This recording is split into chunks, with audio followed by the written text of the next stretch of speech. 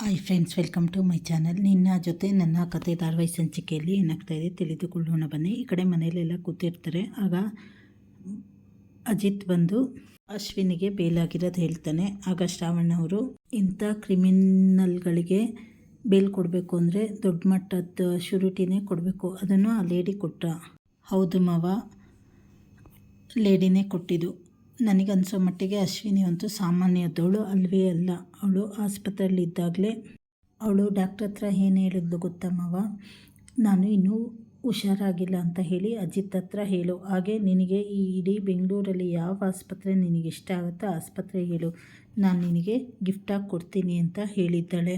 ನನ್ನ ಪ್ರಕಾರ ಅವಳಿಂದೆ ದೊಡ್ಡ ಕೈಯೇ ಇದೆ ಅಂತ ಹೇಳಿ ಅನಿಸ್ತಾ ಇದೆ ಮಾವ. ಆದರೆ ಈಗ ಇರೋದು ಅವಳು ಯಾರು ಏನು ಅಂತ ಹೇಳಿ ನಾವು ಕಂಡುಹಿಡಿಬೇಕು ಅಷ್ಟೇ ಮಾವ ಅಂತ ಹೇಳಿ ಅಜಿತ್ತು ಹೇಳ್ತಾ ಇರ್ತಾನೆ. ಅಜ್ಜಿ, ಹಾಗಾದರೆ ಇವೆಲ್ಲ ಮಾಡ್ತಾ ಇರೋದು ಯಾರು ಇರ್ಬೋದು ಅಂತ ಹೇಳಿ ಮಾತಾಡ್ತಾ ಇರ್ತಾರೆ. ಮುಂದಿನ ಸಂಚಿಕೆಗಳಲ್ಲಿ ಅಜಿತ್ತು ನಿಜ ಕಂಡುಹಿಡಿತಾನ, ಅವನ ಅನುಮಾನ ಎಲ್ಲ ನಿಜ ಆಗುತ್ತೆ ಅಂತ ಹೇಳಿ ಮುಂದೆ ತಿಳಿದುಕೊಳ್ಳೋಣ. ಚಾನಲನ್ನು ಸಬ್ಸ್ಕ್ರೈಬ್ ಮಾಡ್ಕೊಳ್ಳಿ, ಲೈಕ್ ಮಾಡಿ, ಶೇರ್ ಮಾಡಿ, ಹಾಗೆ ಪೂರ್ತಿ ವಿಡಿಯೋ ವಾಚ್ ಮಾಡಿ. ಧನ್ಯವಾದಗಳು.